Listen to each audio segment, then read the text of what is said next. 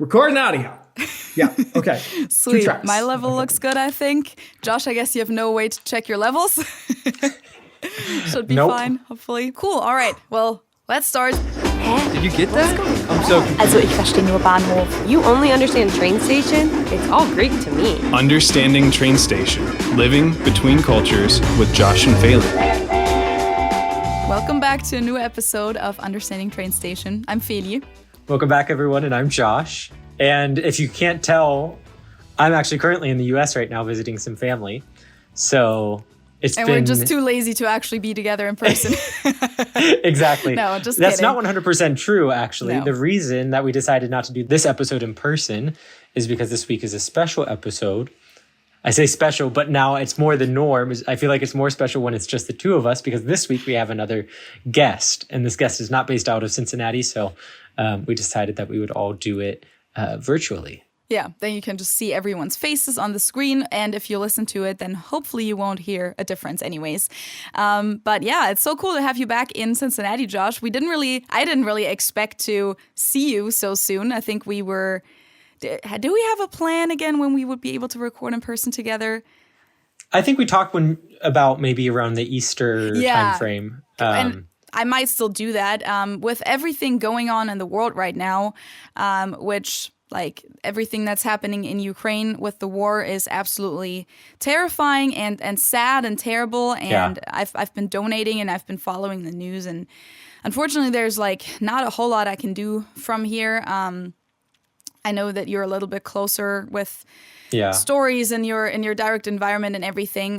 Just wanted to mention it so that people don't think that we were like purposely ignoring this topic or anything like that. Yeah, for sure. By no means. Yeah, it's a terrible topic, but at the same time, we're not a news podcast, and please get your information from actual news outlets. Always check everything with a second source. For German news, I can recommend, for English-speaking, even German news, I can recommend Deutsche Welle, DW. As a great source for English-speaking news from Germany. Of course, Tagesschau, if you want to actually listen to something in German. And for all the Americans, you'll know what you trust and what you don't trust. But anyway, that's the one topic. But it's so great to have you here because we actually went to Bockfest on the weekend together. Oh my gosh. It was funny. What a catastrophe. It really wasn't that bad. Yeah, I want to say I went to the parade the night before, and that wasn't bad at all. And then we went together to the actual tents on Saturday, and that was weird, to say the least. Yeah, I don't even know how to describe it because we've been to other like German festivals in Cincinnati before, and this one just was interesting. And I'd been to Bockfest before, and it was very different. I was going to say, they just changed it. I think it just was an off year for them potentially. I'm not sure, but I also don't like Bockbier, so it just was a nice thought.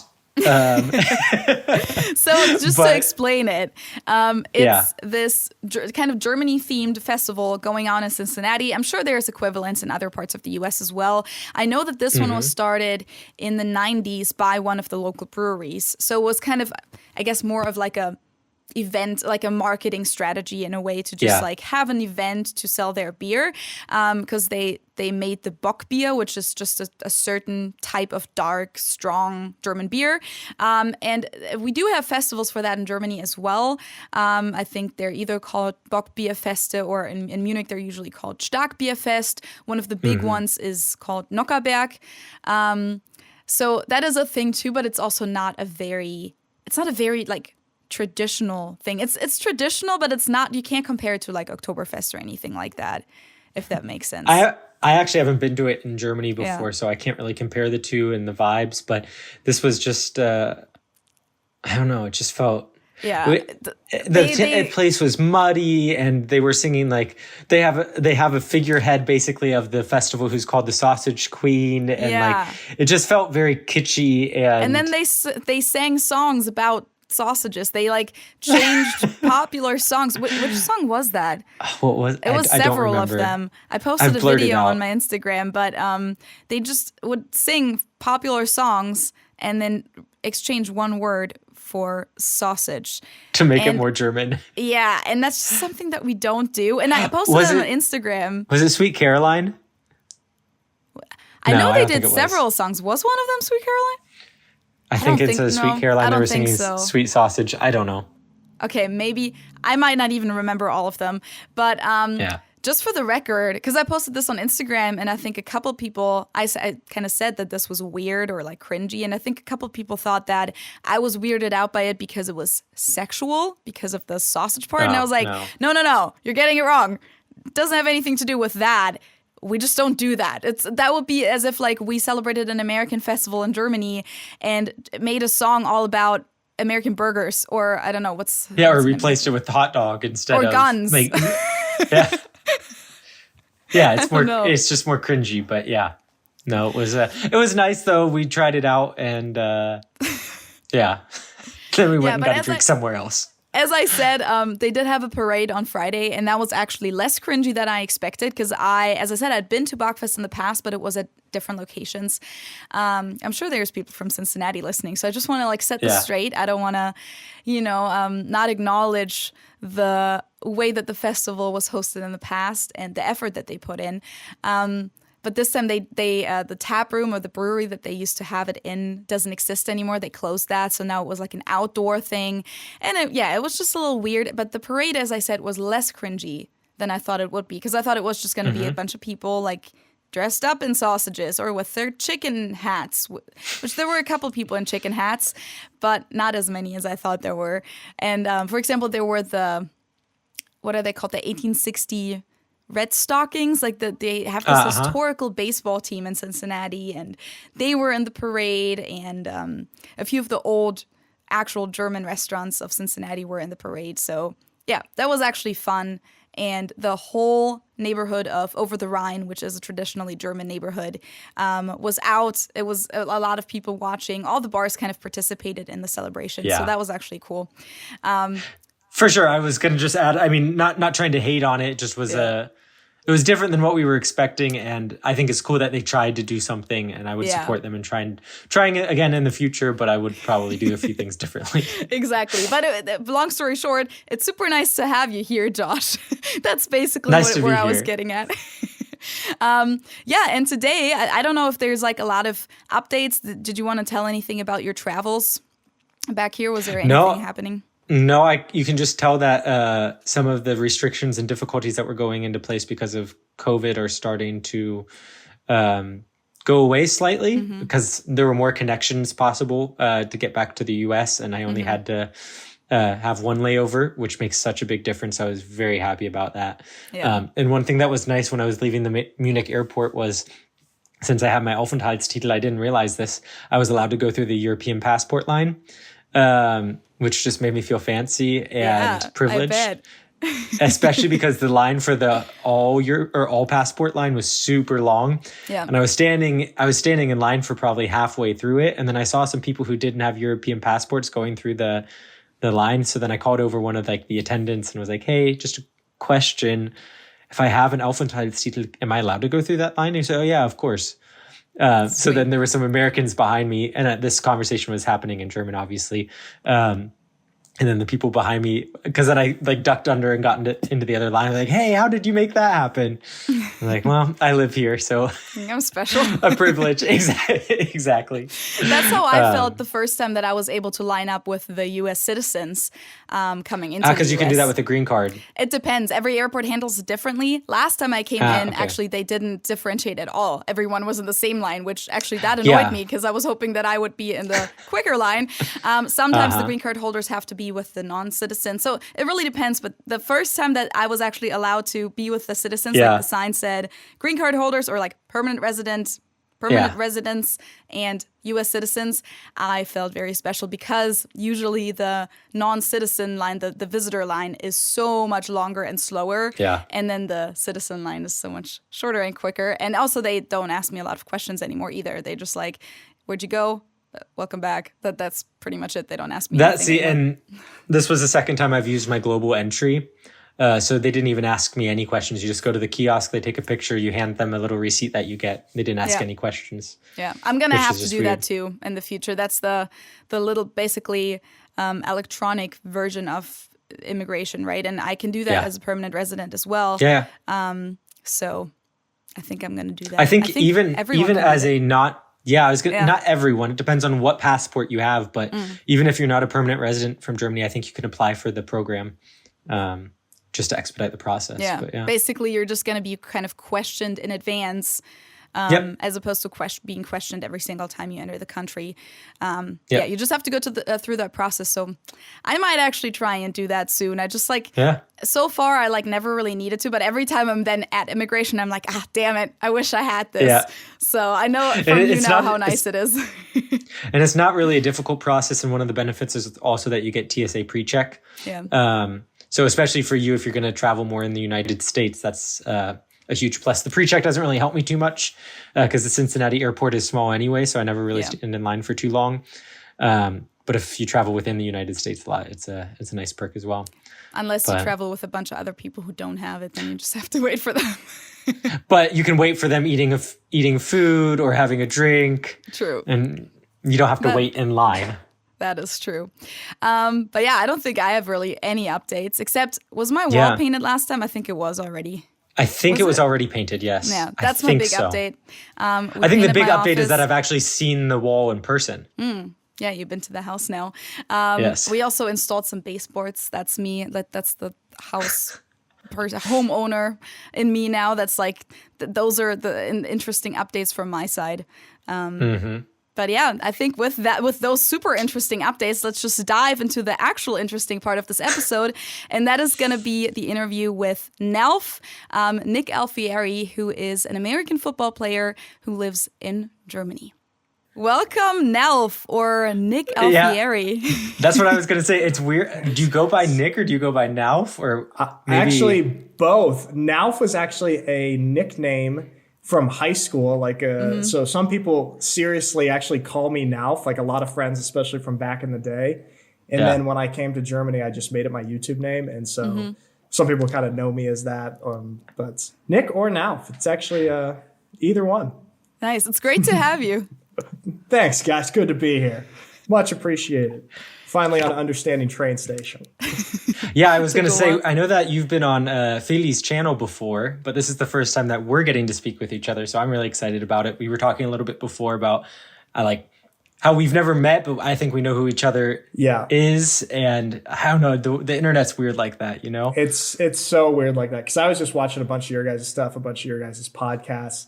And I saw the video where Josh, you're speaking German, and it just two things. It was super, super impressive, and then made me feel just horrible about my German. So that's why I made the video. Yeah, you got me.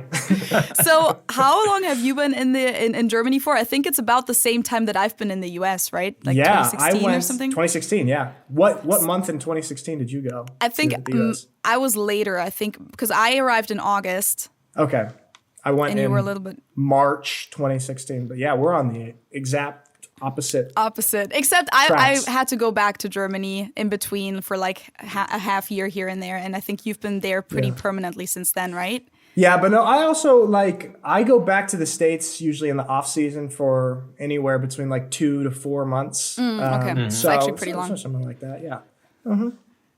So yeah, I was gonna say, I mean, we know who you are because I feel like in this realm, you just kind of are aware of people who are doing similar things. But maybe for some of our listeners who don't know who you are you?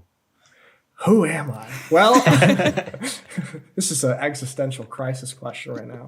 Who am I? My name's Nick Alfieri. I'm originally from Portland, Oregon, and I play American football in Germany, small town in southern Germany called Schwäbisch Hall for the Schwäbisch Hall Unicorns. I've been playing American football here for the last 6 years, essentially, except for 2020 when we had the season canceled due to COVID.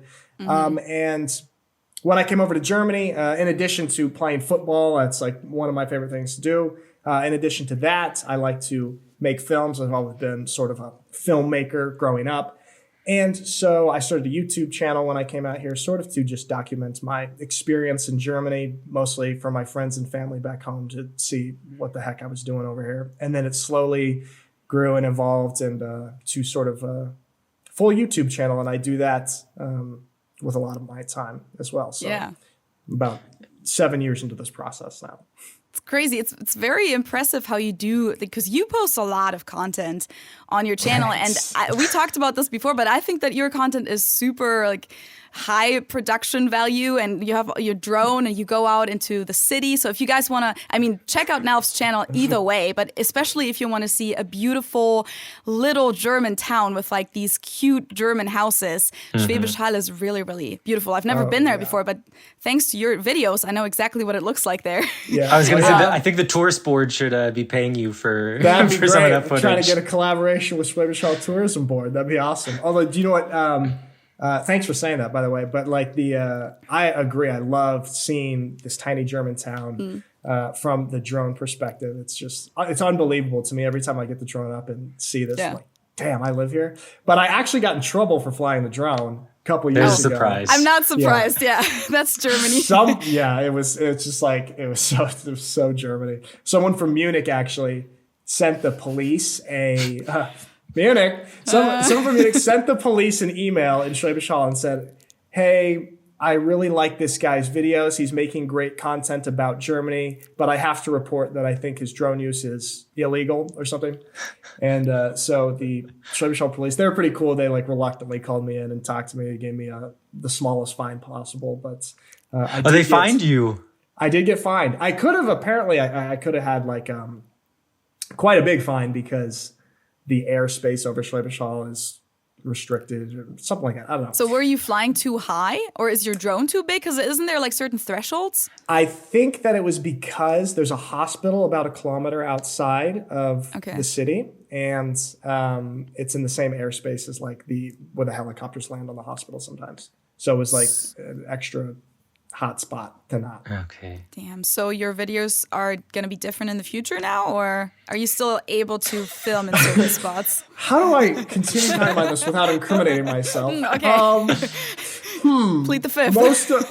You know what? I plead the fifth right now. I talked myself into a hole. You know what? Next subject. I was just that's curious. perfectly fine. No, we'll have some drone shots, but they are acquired legally at this point, and that's all I'm willing to say at this point. All you're permitted to say. That's all I'm allowed. That's all my lawyers say I can say. I was going to say your legal counsel has advised you against answering certain questions. Exactly. So my next question is, how did you, as an American, end up in Germany, especially in a small town like Schwäbisch Hall, which, by the way, I really like the name of the team, the Schwäbisch Hall Unicorns. I think that just sounds, I don't know why, but that just sounds cute from beginning to end. So random. It's so random, and it's like you'll never find a sports team in the States called the Unicorns. Never. There's right? Like never at any level, any sport, any gender, like there's never going to be a team called the Unicorns. And so it's pretty unique and special actually. But how I ended up here was I played college football at Georgetown in Washington, D.C. And then I thought my football career was going to be done. I got into film school. And so I moved to Los Angeles, started film school. And hold on. So did you graduate? Did you do your 4 years of college? Yeah, I did football? my 4 years. I did my 4 years. I graduated, and then I started a master's program at USC for film and television production. And once I moved to Los Angeles, was like, I'm going to do this film school thing. This is going to be awesome. Become a filmmaker. Super cool. And thanks. I was super excited about it. And then I started film school there, and I just really, really did not like it. It just wasn't for me.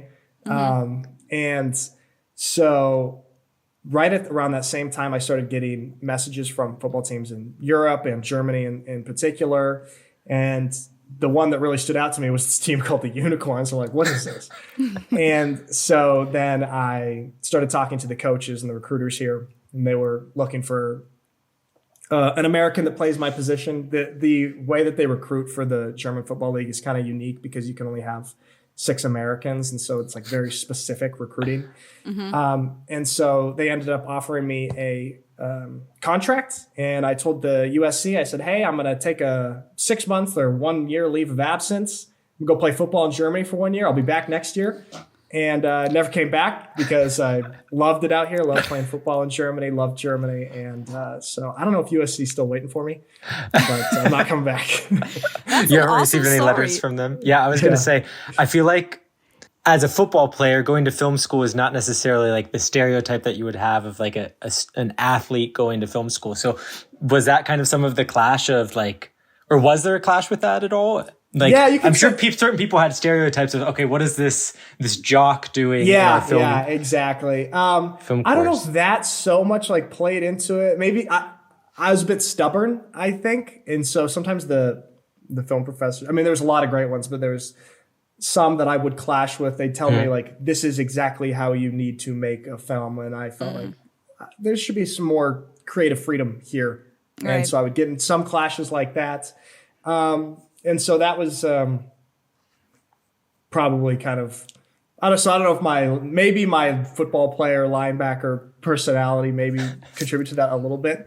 But it was definitely pretty rare, like you said. Like I did feel like I don't know if I fit in perfectly with the crowd, but a lot of cool people there still and everything, and not like anybody was, alienating me or anything like that. Yeah.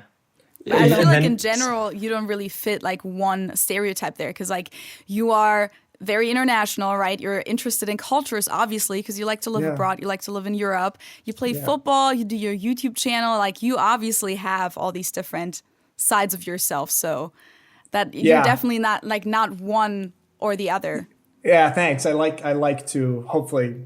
That's kind of how I feel. I feel like, I'm a football player. I love playing football, but I also, love making videos and films and stuff and like playing music and doing all sorts of stuff, traveling and super interested in all this culture stuff as well. So just like you said, I try to become a well-rounded person.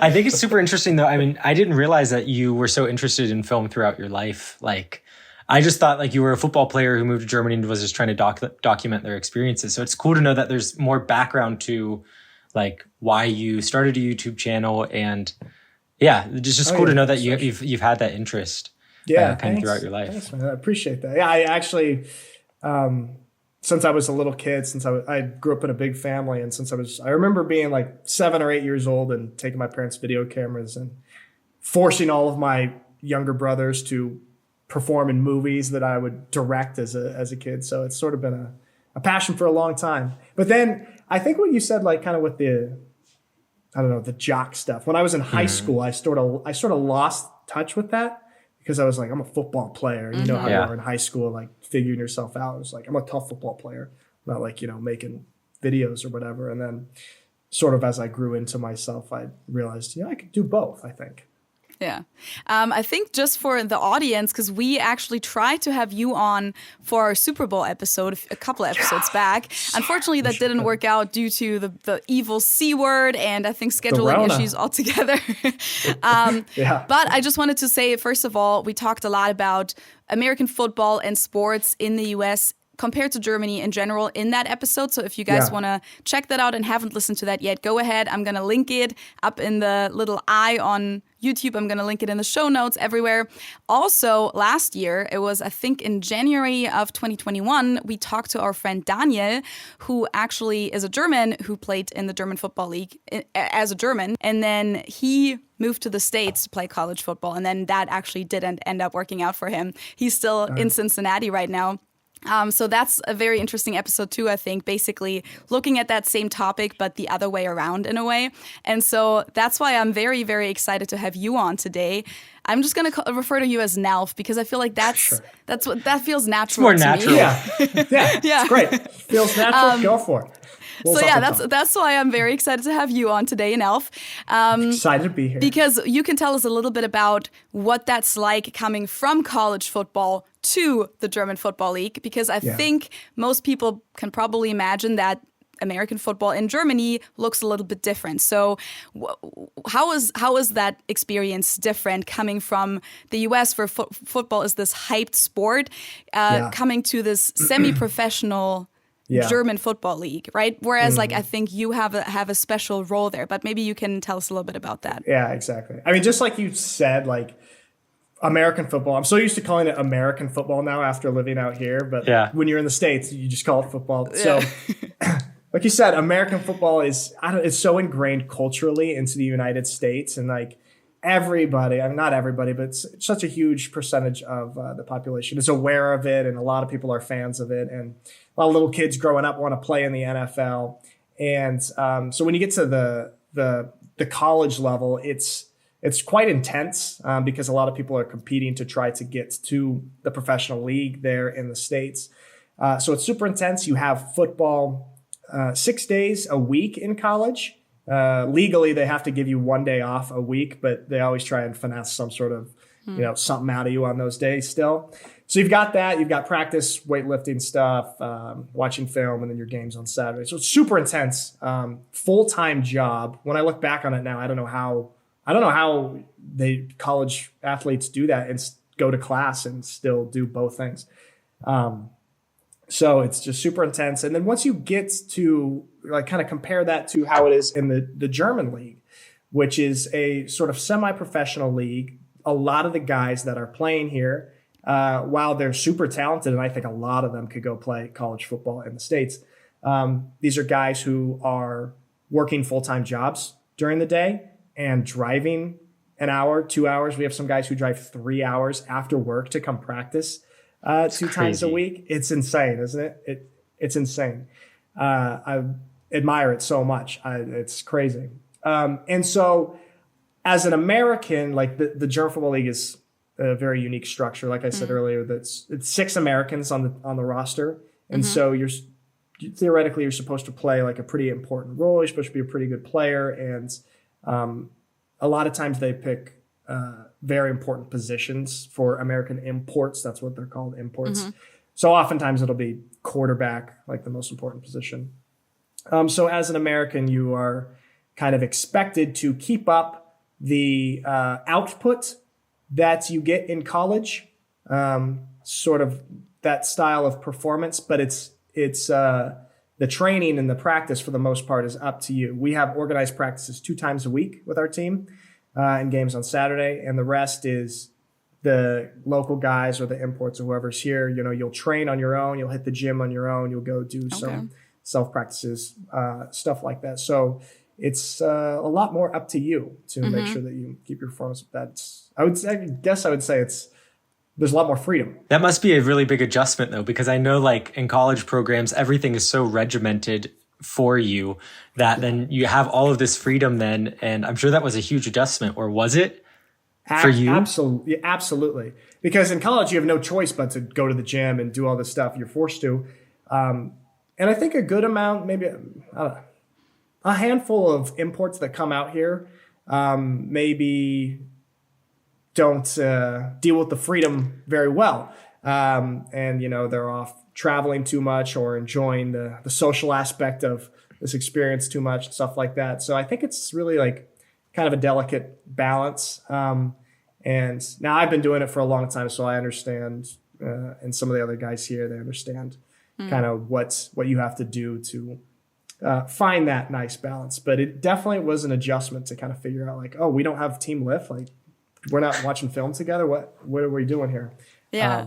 Are you all like about in the same area? I mean, I know it's a small city, but like, are you all kind of spread out all over the city, or what's that like, the living situation? Yeah, so I actually live with my brother at this apartment here. He just came over here and he's starting this whole process. So yeah, we're going to talk about that in a little bit.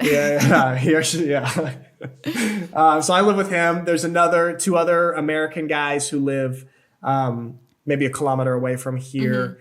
And then there's what we call the Ami house, where there's like kind of a good handful of the rest of Americans will live up there, maybe another kilometer away. So it's all pretty centralized and it's pretty small. So, so we've probably got, I don't know, maybe half of our team is local, including the Americans and the local German guys, and the rest come in from out of town. Just one quick question that's important for me to understand. Are there only 6 Americans allowed on the field at a time, or are there only 6 Americans allowed on the roster? Only 6 on the roster. Only 2 can be on the field at a time. Okay. But there's this fancy dancy loophole where an American who has a European passport does not count. And I'm lucky enough to have an Italian passport. And so I technically don't count as an American. So it can be me and my other teammate and friend, Cody, who is Italian like me, and 2 other Americans. So we're able to, have this strategy here. But so basically, because we talked about how this is a semi-professional league, you guys are kind of like the professional part of it, right? Do you get a full salary? Is this supposed to be a full-time job, or how does this work for you specifically? Yeah. Exactly what you said. Okay. We get this meeting from our coach at the beginning of the year, basically, and one of his famous quotes that he always says to the Americans is, "You are professionals amongst amateurs." And so it's kind of a weird balance. But we get like a full contract, which we get housing, car. And one of the coolest things, one of my favorite things about our team is we get sponsored meals around town. So, different restaurants, we get to go and eat for free at these restaurants. So that's part of it. And then, all of your life expenses are covered. And then we do get a small salary on top of that. So it's a full-time job. It's a full-time thing. Is that paid by the club, or is that paid by the whole league, or how does that work? Paid by the club. Okay. Yeah. Paid by the club. So does every club that plays in the league have their 6 American imports, or can some clubs not even afford that? I think that some, I'm not entirely sure. I think that some have less. And it might be because, you can't afford it, or it's just maybe that year they didn't find somebody that they thought would fit their team or something like that. But there is a little bit of a range. Some teams might have like 2 Americans, some might have 15 with that. I was just curious how that works with the finances, because I feel like they're just, and that's my next topic that I want to kind of to get into. There's just not a big audience yet. I mean, it's growing, but there's just not a big audience in Germany yet for American football. And I know that you guys often don't play in front of a lot of people, right? So I was just curious, like, how much money do these clubs really have? But that's my question for you. How is that different for you, going from like probably being this hyped college football star, basically, to what I imagine it being like in Germany? I've driven by a couple American football games in Munich at the Dante Stadion. And it's more like kind of like a high school team plays on the weekend. I was going to say probably like a JV high school game crowd. Yeah, it's certainly different. And especially for guys who played at like really big time colleges, like an SEC school that, there's 100,000 people at these games to come out here. And, it's definitely different. For me, like our Unicorns home games are actually pretty awesome. We probably get like 3,000 people or so at our home games, and it's a really cool environment. But I would compare the environment to like a really sort of diehard high school football community environment. So it's it's not, you're not playing in front of 100,000 people, but it's still really loud with all these like noisemakers and everything. But it's the sport's growing, I would say. Yeah, it's definitely growing. And actually, this year there's going to be an NFL game in Munich. I'm pretty sure. I know. Yeah. Oh, yeah. Right? You haven't heard of that, Josh? Okay. Yeah. Philly, you know how much I follow football. Yeah, but that was all over the local news. It's kind of Yeah, it was a big thing for Munich for sure. They announced it. Right. And I think it was announced right before the Super Bowl. So I was already kind of like more involved in the whole football topic anyway, just like because my videos and everything, we did our podcast episode on the topic. So I came across it several times. And of course, my boyfriend, Ben, he's like excited to. Yeah. I don't know if they know yet. Do they know? I think they just know that the Tampa Bay Buccaneers are one of the team, is like the host team. And I don't think they've announced who the other team is. But it's pretty cool. I will have to go. Yeah. Take my I think it'll be pretty cool. I went to a NFL game in London a few years ago, and it was pretty cool. It's a pretty cool environment. So hopefully the Munich game is packed as well. Yeah, as you said, it has been growing, and I think we mentioned that in the last episode. There's actually a German TV show that has been covering American football for a few years now. I want to say like about the same time that you've been in Germany, maybe 2016, 2015. Yeah, well, Ran NFL. Oh, yeah. You know what? I Yeah. have heard of that. Yeah. Uh-huh. Okay, cool. Actually, fun story. When we talked about your nickname earlier, I had to think Yeah. of this one guy. He started out at that show. His name is Florian Schmidt-Sommerfeld. Okay. And he's a former colleague of mine. He now comments soccer on, I want to say he comments soccer on Sky, I think. So like, Oh, really? he's one of the big guys now, yeah. But he started that's out awesome. at Run NFL commenting on American football. And he started out at a radio station with me in Munich. And he's also one of those people who, like, he's always had that nickname made up from his last name because it's Schmidt-Sommerfeld. His nickname is Schmizo. And he just took that into his professional world, too. And people on the air refer to him so as they know Schmizo him as as well. That's so cool. Yeah. It's so funny. Nice. It's a great, nickname format.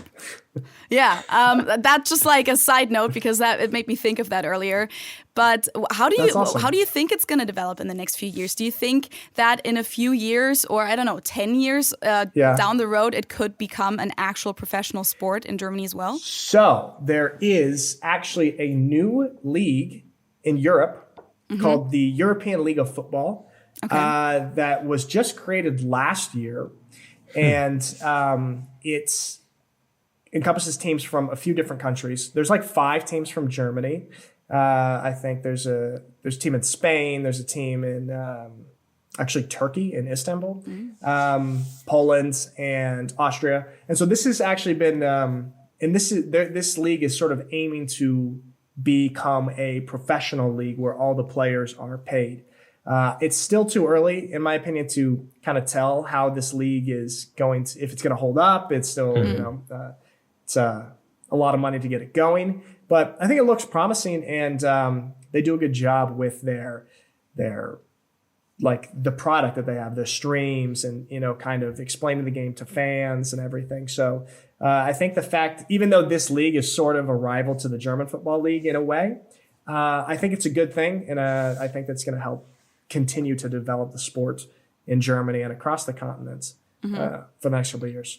So do they have, just kind of still in the vein of football, like growing up here, we have Little League football where I played in 5th, 6th, and 7th grade. Like I was relatively young. Do they have programs like that through the club where they're getting young people involved as well? Yeah. So we've got, with the Unicorns, we've got flag football programs all the way down to, I don't know what age, maybe like 10 years old or something. U13. So there's, there's young kids playing flag football, and then we've got some other junior teams, U16, U17, U19. And so I think the Unicorns actually do a phenomenal job with the youth football. And there's a few other teams around Germany that do a really good job with developing the youth and getting them into the sport, which I think it's pretty cool. I don't know. I think because growing up in the States, you're not playing, when you're playing like Pop Warner little kid football, you're not playing typically on a team that's connected to some, big adult team. So I think it's cool for like young kids in our program. They have their game, and then they come to our senior team game, and it's like a really cool community aspect for having these multiple levels of teams. So I think it's something that's pretty cool and important for the sport, get people involved early like that. I would even add then, we tend to not bash on Germany, but mention how school sports are so cool in the US, and it's a really integral part of how things work. But that's one aspect that I think that club sports can do better, is provide you that multi-layer view of what's going on and help the youth be able to envision something more concrete for a future in sports. That is a great point. I really like that. I actually never even realized that or thought of it until you just said that. Because I've sort of bashed on Germany for being like, oh, high school sports is the coolest thing ever. Can't believe you guys don't have this. But that's a great point, because that is, it's different, but I think that definitely gives sort of a different effect. Yeah, I mean, it was definitely always a big thing because in Germany, obviously, every little boy or some girls also want to become a soccer professional. So that's the thing. And then a lot of people try to get into the better clubs, which you start with your regular neighborhood club. And then there's obviously clubs like FC Bayern who also have a youth team, or not just one, but all the way down to the little kids. So the people that actually made it into the youth teams of the big clubs, that was always such a big deal for them. And I think such a big motivation too. I know a few people actually in Munich that played for FC Bayern, and also 1860, which is the other big soccer team. And if they did well, they would be able to go on like the training camps with the actual pros and like hang out with the first team Bundesliga players, like play FIFA with them, get some tips and stuff like that. Now that is so cool. Yeah, there's something that we don't have that in the States. Yeah, sports world, really. I mean, like you've got in high school, you've got like the freshman team and the JV varsity, but that is definitely does not compare to like a little kid being able to hang out with a Bayern Munich. It's just one aspect of it, though, of course, because like most of the clubs are just like your regular neighborhood teams. But also, FC Bayern, for example, then has like the basketball or like table tennis. Wheelchair basketball, all those things. Yeah. That I think the people just feel more important, or I think they have like this team spirit, even if they play for the club in a different sport. I think that's like a whole aspect of that community too.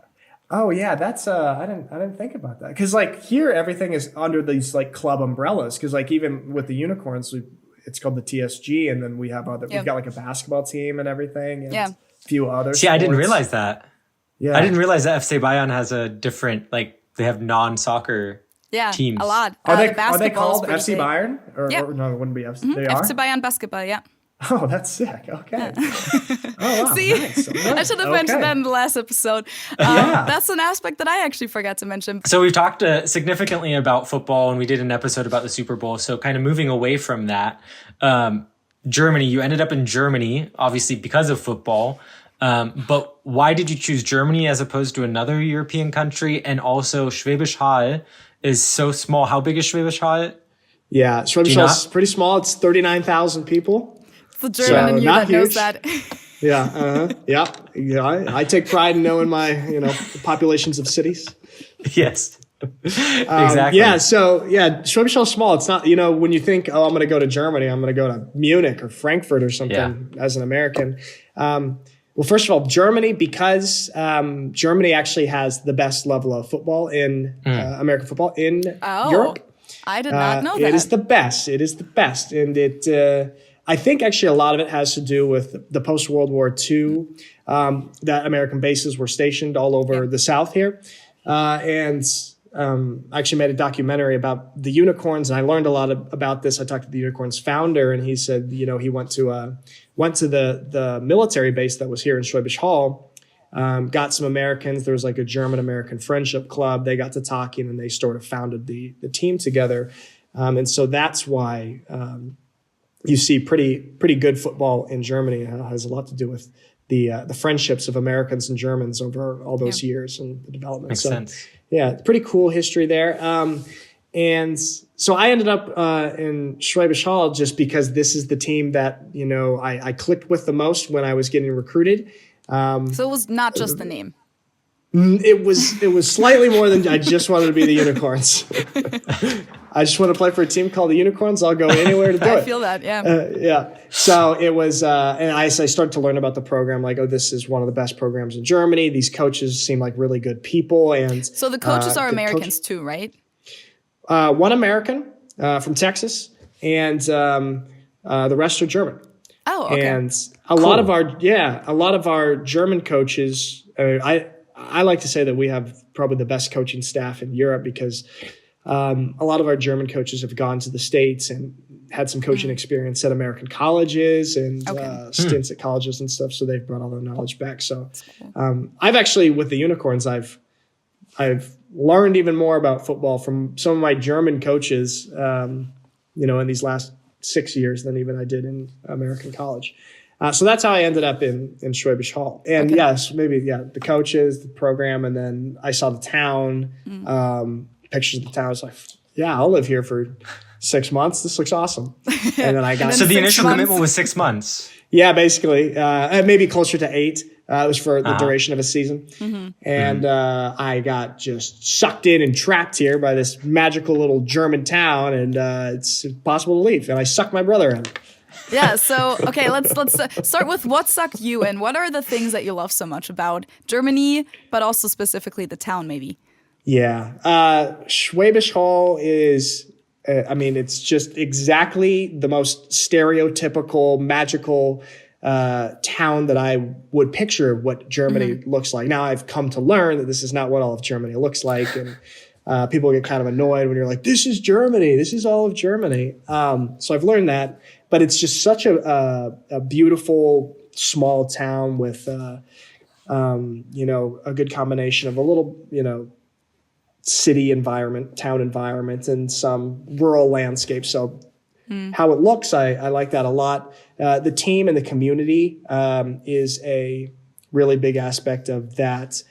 Living here in this small town with this team, this is one of the few places in Germany and probably Europe where American football is the biggest sport. And so you really feel connected to the team, the community, the fans of the Unicorns. And it just, I don't know, created this really welcoming, homey feeling for me. And so I guess, and then obviously just the friendships and the relationships that have developed over these past 7 years have kind of kept me here. But I also just, I don't know, I like German culture. I like learning about German culture. There's some things that bother me, but there's some things that I love. And yeah, go ahead. Yeah, sorry, I didn't mean to interrupt you. You just said I wanted to know more about what you love about German culture and what you hate. Maybe yeah, I mean, I feel like obviously his whole YouTube channel is also about that, right? But maybe you can summarize, give us like your top 3 or something, like the top 3 things that you love the most about German culture, maybe the top 3 things that annoy you the most. One thing that I both hate and now love is the directness of how German people are. Yeah. In the beginning, I absolutely hated this. For example, there would be, I don't know. Actually, I don't have a good example, but I really didn't like this directness at the beginning. You know how Americans are. Sometimes we can be, really friendly and superficially nice, but it feels nice. But then as I've kind of gotten to learn more about the culture and the people, I really start to appreciate this honesty. And it's something that I've actually even implemented into my life a bit too, being a little bit more direct and blunt, not mean, but just straightforward in some things. And I kind of like that.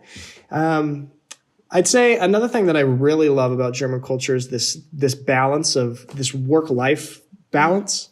I feel like in America, in the United States, it is such a hustle culture. And don't get me wrong, I love the hustle, I love to work and grind and get after it. But I also, specifically like German Sundays, especially, a German Sunday where everything's closed and you're basically forced to slow down. This is something that's really made me kind of appreciate life in a whole different way, I guess. And I think it's kind of just ingrained in German culture. And people are like, yeah, of course it's Sunday. I'm going to enjoy my day off and enjoy nature and go on a walk. Why wouldn't I? And to me, I kind of had to learn that. But it's something I love now. Things I don't like. Seems like that's a longer list. Get out a long list. How much time do we have on this Zoom? The number one thing that, this thing, always, obviously, and you guys probably experienced it too when you go to the other country that at first kind of annoy you, but then you learn like, oh, this is not bad. And now you're used to it. For me, the sort of physical distancing stuff, specifically like when you're in a store, a grocery store. In America, if you enter into somebody's bubble, not even touch them, if you get within X amount of feet, you're like, oh, excuse me, sorry about that. And then here, someone will actually, literally bump into you, stand right in front of you, actually physically touch you, not say anything. Thank you for saying that, because I recently posted about that on my Instagram, and a lot of Germans said that I made that up, that does not happen in Germany. And I'm like, it definitely happens. It does, and I've heard this from other Americans in other cities as well. And now, because they say, oh, it's because you're in a big city like Munich, but see, you're in a small town like Schwäbisch Hall, and they do it there. I think Germans just don't notice it because it's normal to them. Yeah, absolutely. I agree. So you guys have noticed it too. Okay. I never noticed it until I moved to the US, but then after I came back to Germany from the US, I was like, what's going on here? Like, why are people just ignoring my existence? They just step right in front of me, even though I'm looking at the shelf. It's I've become Germanized in that regard. Have you, Josh? Yeah. You do that in the US now? No, not in the US, but in Germany. Okay, yeah. I mean, I don't run into people if I really touch someone, I probably would apologize. Yeah. But like I'll get very close to people or reach right in front of them at the grocery store because they don't move. Yeah. So you have to. That is another thing. So your accepted physical distance has shrinked a little bit being in Germany. Yes. I will say sometimes I've caught myself being like, am I doing this? Am I like reaching across somebody? This is so rude in my opinion, but I got to do it. Exactly. So I know what you're talking about. So that's just something that's still, it's a small thing, but it's certainly there. Quick question. What time do the grocery stores close in Schwäbisch Hall? 8 p.m. Okay. Same as in Munich. Same as in... Is that what it is in Munich? Yeah. Yeah. Just in different parts of Germany, they close at different times. So I was wondering if that would also be a frustration of yours of that things is pretty closing. early. That's the earliest. That's I still find myself sometimes being like, oh, I'm going to run to the grocery store. I'm like, oh, darn, it's 8:30. Yeah. Whatever. Yeah. And when I'm back home, when I was just back home in the States, run to the grocery store at 11 p.m. get a snack or something. Yes. So you have to plan ahead a lot. And that's a very German thing in general, planning ahead, so planning your day. Yes. Yeah. Yes. Yeah. That really is. And that's something that's something I'm working on. I'm not a big planner ahead. And that's so ingrained into German culture. It's like you'll be, okay, hey, you want to hang out? Okay, I'm free in 3 weeks on Thursday. Exactly, it's like very formal, very official. Yeah. But sometimes we have to do it because of the Sunday things. Like you have to plan ahead with your grocery shopping. You have to plan ahead with your grocery shopping during the week, even depending on your job. Like some people get off at maybe later, like 7 or something, and you don't even make it to the grocery store anymore.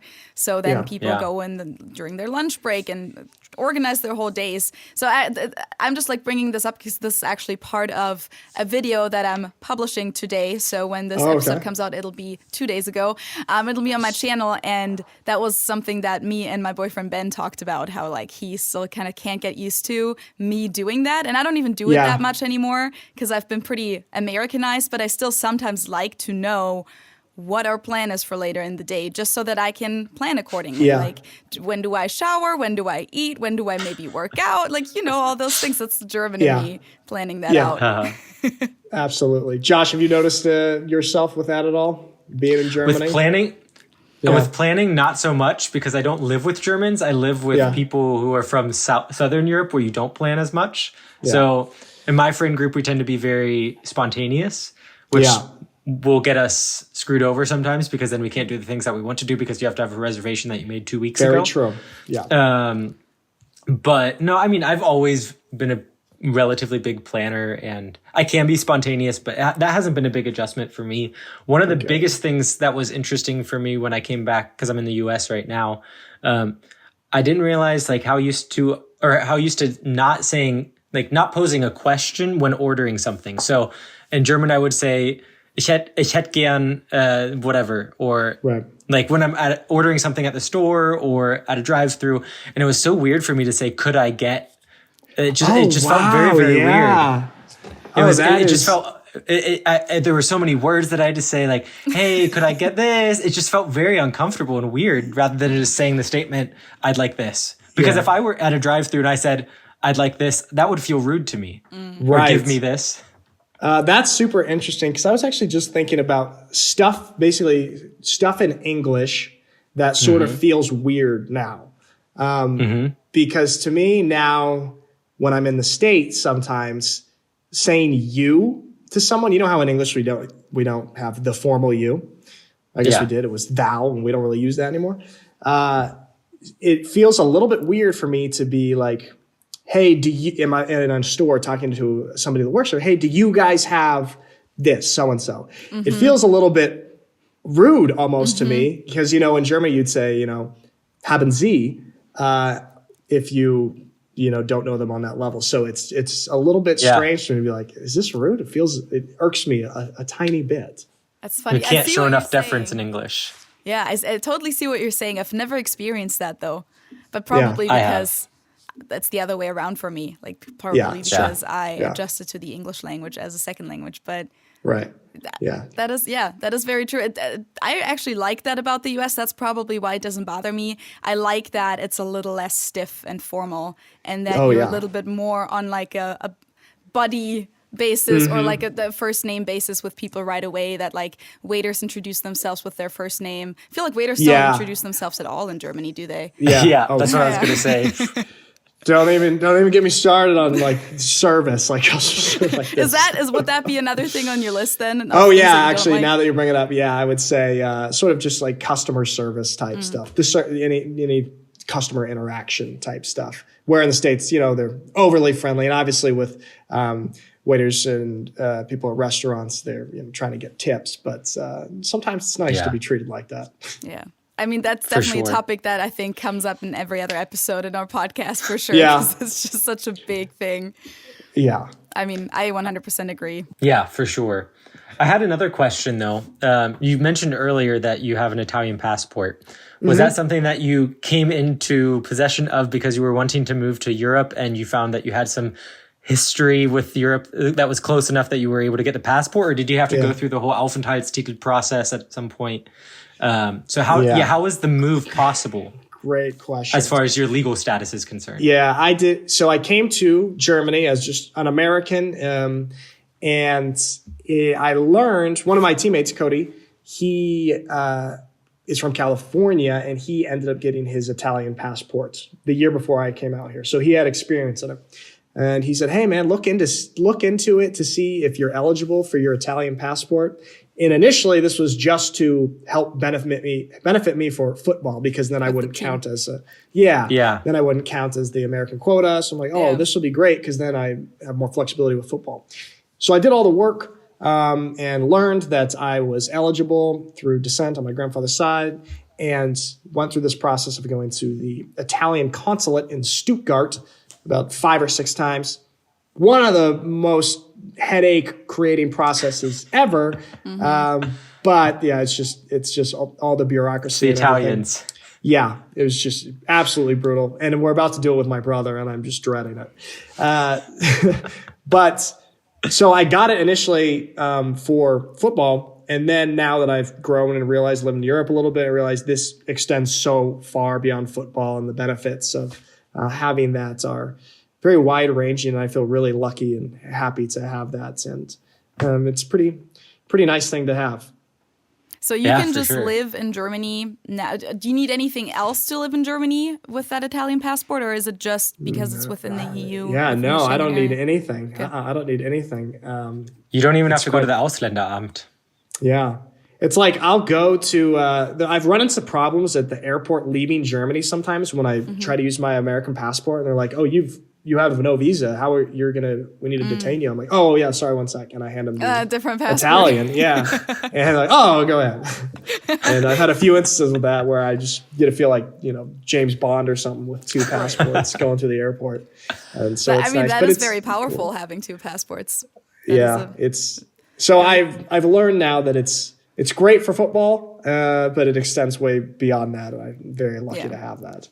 That's awesome. For sure. So since you don't really have any sort of time constraints because of any sort of visa status or any of that, how long do you see yourself staying in Germany at this point? Now we're getting into the existential questions here. Yeah. That's a hard one.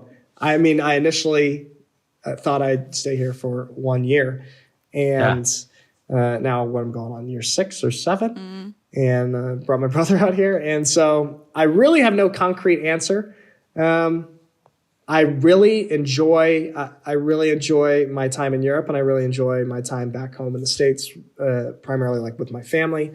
And so I guess, I'm going to keep doing this back and forth thing for a couple more years and sort of see where life takes me. I wish I had a better answer for you, but I love this kind of lifestyle where I get to dive into every year a different culture back and forth. Yeah, I mean, that's always the same. There's always like this little magical feeling when you're going to the different place. Like when I'm going to America, I'm like, I gotta have Chipotle and stores are open. And then when I'm going back to Germany, it's like I gotta have butter pretzel and those great sundaes. And so I'm really enjoying the back and forth, and being able to have sort of the best of both worlds, and I guess for as long as possible. I mean, I for feel sure. like that's pretty much what we always say too, right? Yeah. What do you guys? Yeah. How do you guys exactly. feel? It's the same We thing. pretty much always the same thing. It's such. Yeah. I always just say schau mal mal. Like I don't really have a big plan. My plan right now is that I am gonna move back to Germany either temporarily or permanently. Yeah. It's not going to be in the next year or 2 years, but it's also not probably going to be before 10 years. Me and my boyfriend are probably going to either live in Germany just for a little bit and then come back here, or like, I don't know. I want to have a family, so I always tell people that whenever I have kids, I definitely want my kids to experience Germany and grow up with my family at least a little bit. So like either it's going to be a few years here and a few years there, or it's going to be back to Germany for a good amount of time. I don't know that yet, but as of like, I mean, we've been in the other country for the same amount of time so far. And I initially was just going over for an exchange semester, which was 5 months. So kind of similar situation. And then I ended up coming back. I think I had to overcome a few more obstacles than you because I didn't have that offer of just like coming back. I had to kind of fight for different opportunities to come into the US. But it was always just like, I'm going to do my master's. I'm going to do this internship. I'm going to do this. And then eventually I won the green card lottery. And then people were like, oh gosh, now she's going to stay there forever. And I was like, no, I don't know that. Maybe not. We'll see. Yeah. So that's kind of my... It's now we're getting into the big questions here, the real life stuff that you know, people like us that kind of go we like back to keep it real. Josh, initially you said 1 year, right? That was like kind of your... No, I said 2. Initially, I committed to I told my family I'm committing to 2 years. I mean, in the back of my mind, I was like, it's probably going to be more. But I mean, in my case, I'm doing really well living in Germany, and I really, really enjoy it. So I always say, as long as I continue to be doing well and enjoying my time there, I don't see any plans to move back immediately. Yeah. But kind of like Feli's response is, schauen wir mal. Like it'll, what happens, and I'm open to wherever it leads me. But I can't picture myself at this moment and within the next probably 2 years moving back to the US. And then for you now, leading back to that whole brother topic, because now you're also bringing in your family. So how did that happen? So is your brother doing the same thing that you're doing? Yeah, they're pissed. No, they're excited about it. Yeah, so he's doing the exact same thing. He just finished college. He just finished college football. And so he's 6 years younger than I am. And so he just got recruited in the same way. Like I sort of urged our coach, like, hey, let's get my brother. And he plays running back. I play linebacker. He plays running back. So we play opposite positions. Theoretically, we would go against each other in a game. And so he is just starting that now. And I don't know. It's sort of becoming a little family thing. And I've had one of my other brothers came out here and stayed for 3 months. I've had some of my family members come out and visit. I mean, they all love it every time they come out, and it's like, oh wow, I see why you're hanging out here for so long. And so it's just like you said, like we'll see where it goes. It's exciting for me to see my brother at the start of this journey. And sort of helping, like I get to sort of relive some of those magical first year moments. You know, like when you first come to the opposite country. It's just, whoa, everything's so new. Crazy. Yeah. But he's also going to go through all the culture shock, but maybe a little bit less because he already like knows these things from you. I don't know if that would be an advantage or a disadvantage. I think I'm trying to not like, I'm trying to balance it of like not shoving too much stuff down like his face, but giving some guidance. For example, we went to the sauna today, the German sauna. And when I first went to the sauna, I was freaked out. Because I was, prude American, afraid of nudity. And so he had been prepared for that by me explaining it to him. And so we went, it was kind of no big deal for him. Okay. And so situations like that where, he can hopefully has his own experience, but I can give him a little guidance as well. Yeah. Are your other family members going to follow you at some point? Is everyone going to come over to Germany eventually? We'll see if we move all the Alfieris over here. That'd be awesome. That'd be really cool. Are there more football players in your family? Because it sounds like you're quite a football family.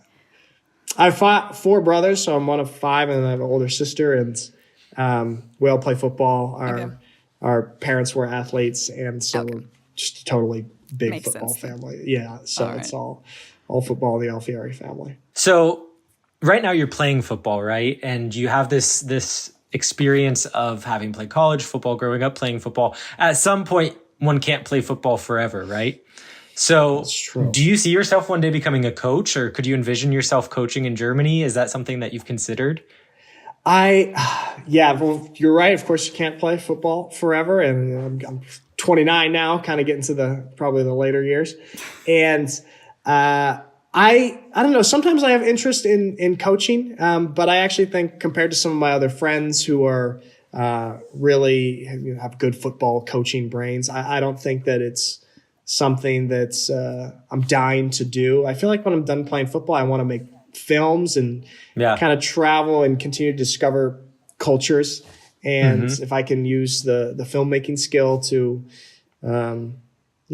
express some of that stuff, I think that's kind of in my mind right now where the path will lead. But and you have all the foundation for that too with your YouTube channel and all the practice that you have, because you, as I said, you publish a lot of videos. I think that video with the sauna, that's already up, right? I think I saw you upload that. Yeah, it's up. Yeah, I posted right before this. Yeah, just cranking them out, just getting out the content. Yeah, but I mean, I love to do it. You went to the sauna today, and you've already published the video of the experience. Yeah. I had it really fast. Okay. See, and here I am editing 3 days on one video.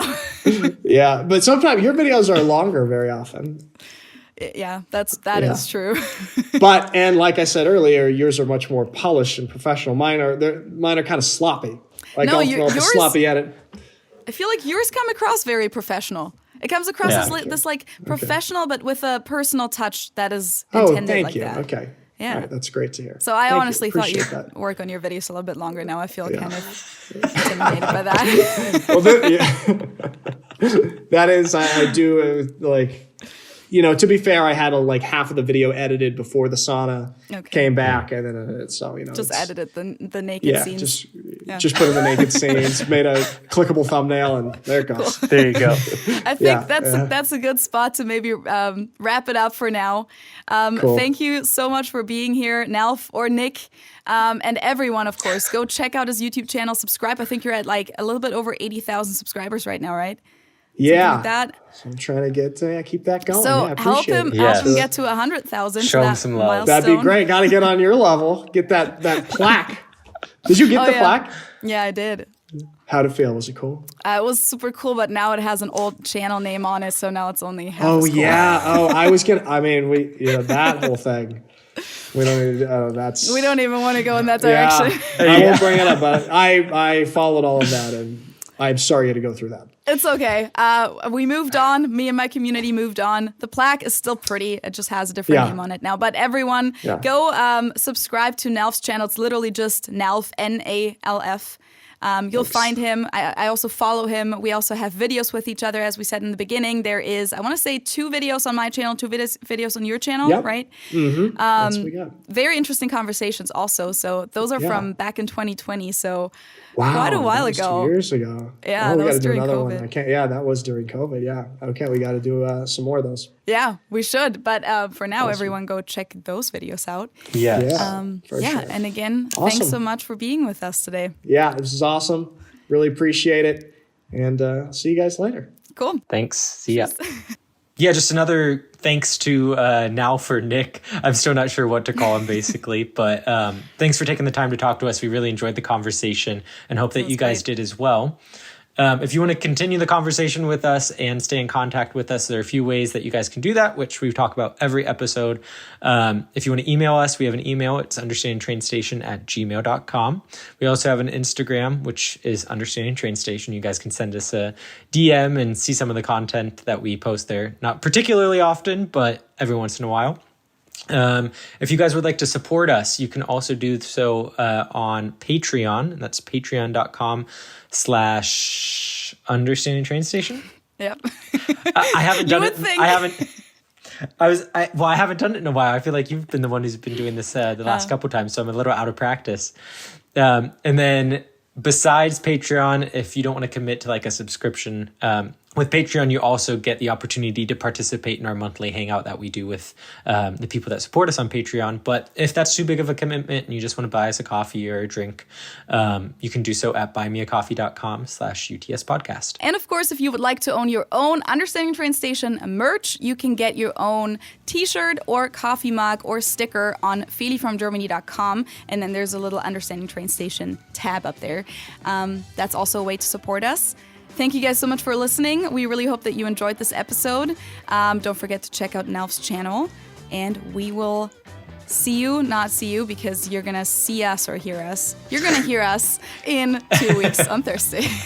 Cheers. See you then.